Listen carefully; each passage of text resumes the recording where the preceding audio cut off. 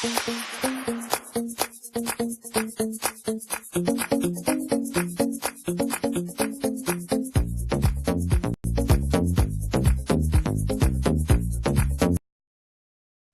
March, 100,000 protest in London against Donald Trump. Close to 100,000 protesters have marched on London to express their opposition to Donald Trump's presidency.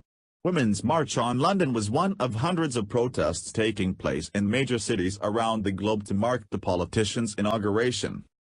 Women's marches took place in cities around the world to protest the inauguration of the controversial president, who has been sued for allegedly denying accommodation to African Americans while a real estate mogul and also been recorded appearing to brag about sexually assaulting women.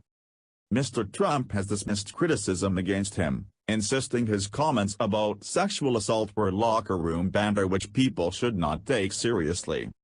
The marches welcome protesters of all genders and say their mission statement is to take a stand against growing right-wing political sentiment in all its forms, including homophobia, transphobia, anti-Muslim bigotry, misogyny, class prejudice, and racism.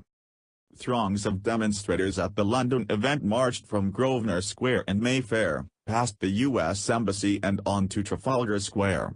Many bore placards highlighting Mr. Trump's misogynistic comments, allegations of racism or his refutation of climate change.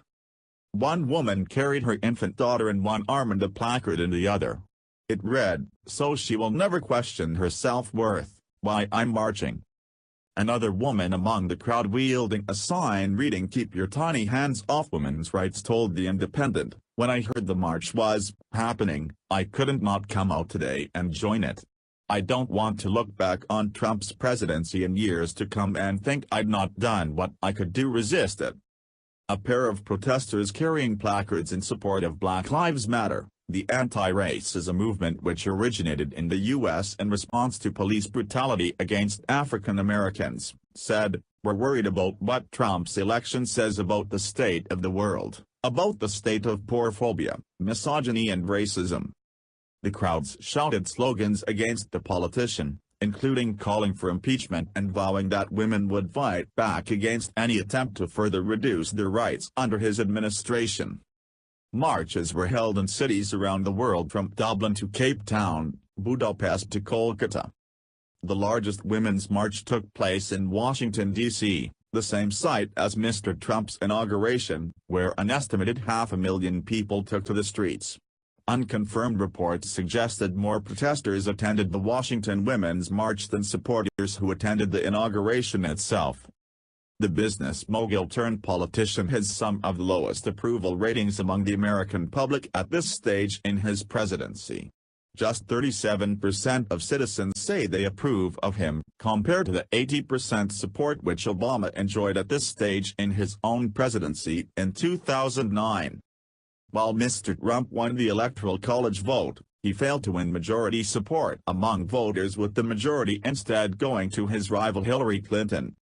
The initial reaction for many feminists upon Mr. Trump's election in November 9 as results trickled in, was one of stunned silence and shock. However, it appears their frustration has now boiled over into angry and a vocal desire for change, which will now form an innumerable backdrop to the next 4 years of Mr. Trump's presidency.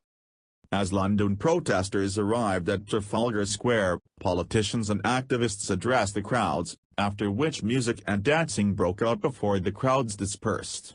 As they left, protesters tucked their banners into the railings around Trafalgar Square, creating the appearance of an anti-Trump shrine through hundreds of placards, balloons and posters. It is yet to be seen what specific actions will form part of a Trump presidency, including whether the concerns about potential attacks on minority rights are justified. However, the strong show of support through the marches across the globe suggests the world will be watching over the next 4 years.